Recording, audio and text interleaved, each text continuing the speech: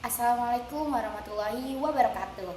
Perkenalkan, nama saya Ginung Putri Patrina dari kelas PGSD 2B dengan NIM 858501952. Jadi di sini saya akan membahas tentang tugas 2 dari filsafat ilmu, yaitu pertama ada bagaimana filsafat ilmu mengawasi dan memperkuat eksistensi keilmiahan serta nilai-nilai dalam ilmu pendidikan. Dan yang kedua yaitu ada bagaimana pendidikan yang bermakna dan bernilai turut memperkuat perkembangan filsafat ilmu. Ketiga, ada mengapa filsafat ilmu dapat disebut sebagai pisau analisis atau ontologi, epistemologi dan aksiologi dalam membedah persoalan-persoalan pendidikan.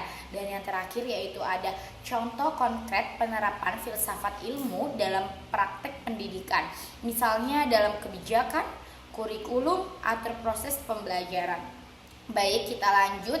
Kita akan membahas tentang yang pertama yaitu ada filsafat ilmu mengawasi dan memperkuat ilmu pendidikan lewat 3 pisau, yaitu yang pertama ada eksistensi, yaitu ontologi menentukan objek apa sih yang dikaji. Filsafat ilmu negasin objek pendidikan manusia yang belajar. Jadi pendidikan sah yaitu ilmu, bukan cuma mengajar. Tanpa ini pendidikan nggak punya wilayah sendiri. Dan yang kedua ada keilmiahan yaitu epistemologi, yaitu mengatur bagaimana sih cara taunya, seperti harus sistematis, objektif, bisa diuji, nggak asal feeling aja. Ini yang bedain riset pendidikan dengan opini. Contohnya yaitu tolak metode baru kalau nggak ada data dan uji cobanya. Dan yang ketiga ada nilai-nilai atau aksiologi, yaitu bertanya buat apa sih ilmunya, seperti jaga biar riset dan praktik pendidikan nggak bebas nilai, nggak boleh korbankan anak demi data, arahnya harus memanusiakan manusia. Singkatnya dari ketiga itu yaitu ontologi, menjaga adanya ilmu pendidikan, epistemologi yaitu menjaga cara kerjanya ilmiah, dan yang terakhir aksiologi juga menjaga tujuannya agar tetap baik. Lanjut, kita akan membahas tentang soal yang kedua yaitu bagaimana sih pendidikan yang bermakna. Dan singkatnya, pendidikan yang bermakna dan bernilai itu kayak bahan bakar buat filsafat ilmu.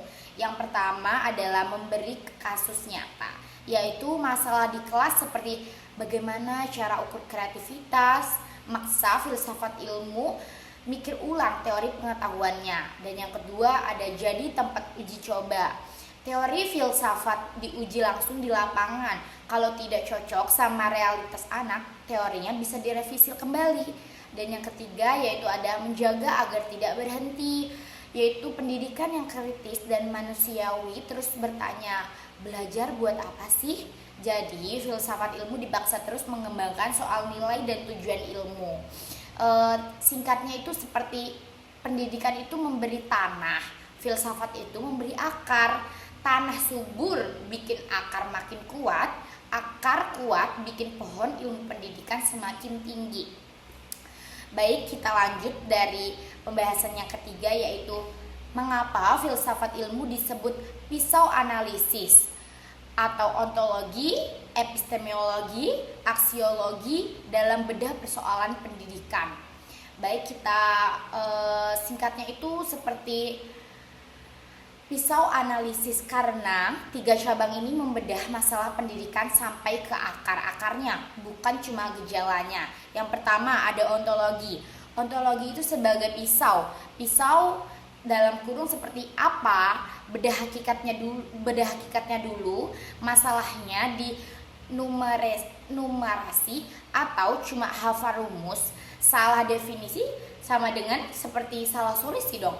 Baik, yang kedua yaitu ada epistemologi, yaitu sebagai pisau. Tetapi gimana taunya? Bedah cara ukurnya, data seperti siswa bodoh. Valid nggak sih? Kalau tesnya salah, kesimpulannya juga salah. Yang ketiga ada aksiologi, yaitu pisau, tetapi buat apa?